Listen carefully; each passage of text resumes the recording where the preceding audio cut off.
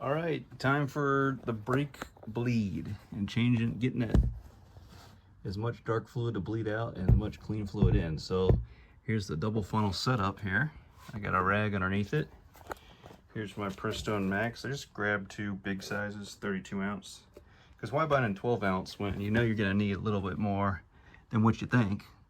So the fluid is just right in the middle of min and max. So I'm just gonna fill it up here first. And I'll show you my setup on the rear passenger caliper. You get the fluid going in there quite nicely.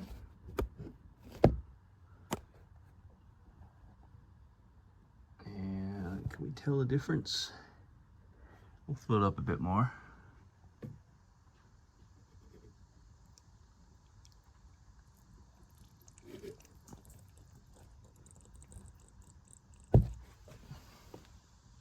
All right, then I'll show you my setup here in the back.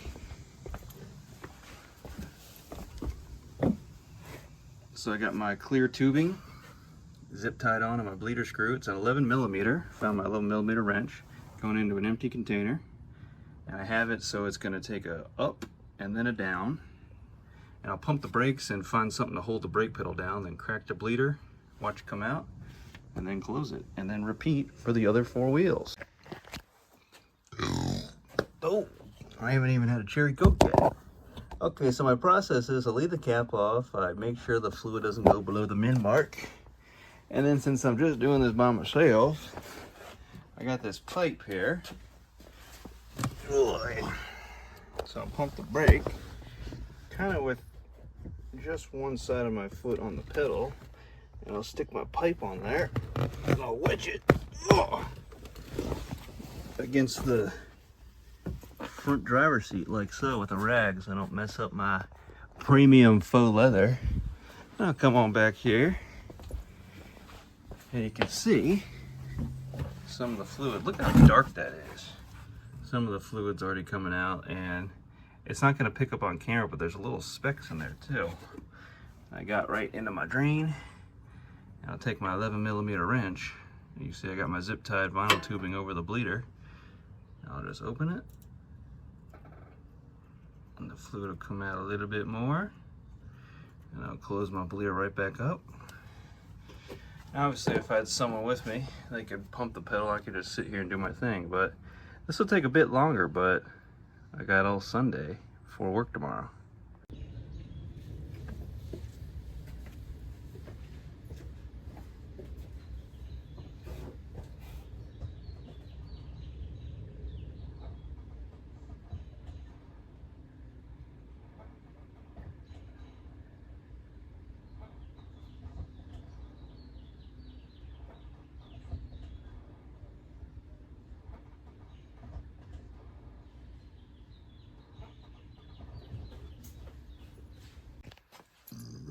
All right, fellas, I changed up my methodology. If I fill the reservoir almost to the top with my double funnel system, and I can just leave that in there and keep taking it in and out, and I can crack my bleeder screw about a quarter of a turn, I can get 10 pumps halfway down each time out of the brake pedal. And I've done this about 5 times total, I would say, 4 or 5 times. Look at the difference. I mean, it's not perfect, but let me tell you, it is a lot lighter golden color than what it was when we started.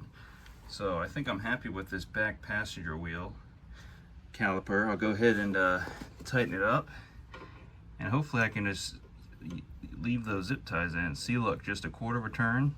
I won't go cranking on it tight, because apparently it's not the threads that seal on the bleeder screw. It's actually the taper, whether that be a 45-degree angle on each side, into the female receiving 45-degree taper. And that's just because I got the door open, priming the fuel pump again. But yeah, that's the process, and I'm very happy with this. And I even kept the vinyl tubing with a little arc in it to also prevent air, but the tube down in the fluid, the end of the tube is in the fluid, so we're just doing everything we can to prevent air from getting back in the system. So we're gonna go with that. Okay, I just closed that. Let me go do the other 3 wheels and I'll update you with the final color in the reservoir. It's gonna be much, much lighter than what we started with. And while I was working, I took off the rear passenger wheel, and what do you know? We got a screw in there. So it's pluggable, since it's just, if it was any further out from this track and the tires and the grooves, it was out here, I probably wouldn't plug it, but it's still pluggable. So I'm gonna loosen it a bit, assuming it's way in there, and see if it leaks. Because the further the tread goes down, the weight of the car is going to just keep pushing this in. And is she bubbling? Let me take it out a little further. I think it's bubbling.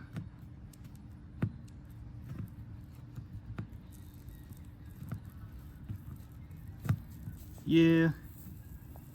Okay, it's a good thing I found that when I did. So I'm gonna go ahead and plug this before I move on to the rest of the calipers. All right, guys, I made it to the last caliper, driver front. Take a look as we pump some fluid through it. Shouldn't take as many pumps now since we're super close to the reservoir and the master cylinder.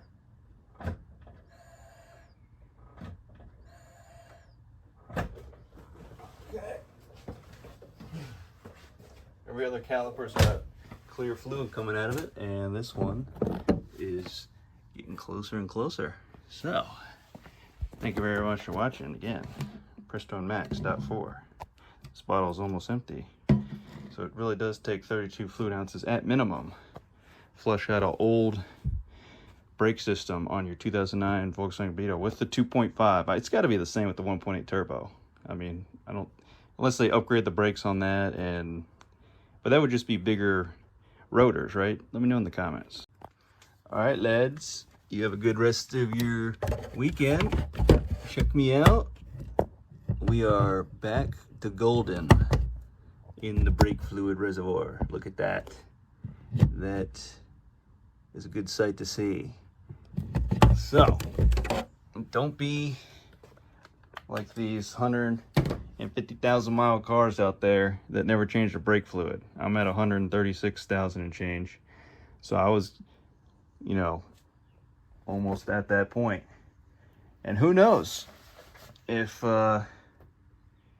what the inside of my brake lines look like. I really don't know. Could they be partially rusted through? Who knows? Only time will tell. But if you can change your brake fluid, you can just have better performing brakes all around. So don't risk it. Eat a biscuit and do your maintenance. Always do your maintenance. Thanks for watching. We'll see you in the next one. Oh, let me get you a mileage while we're here. Yep. 136,478. All right, we'll see you.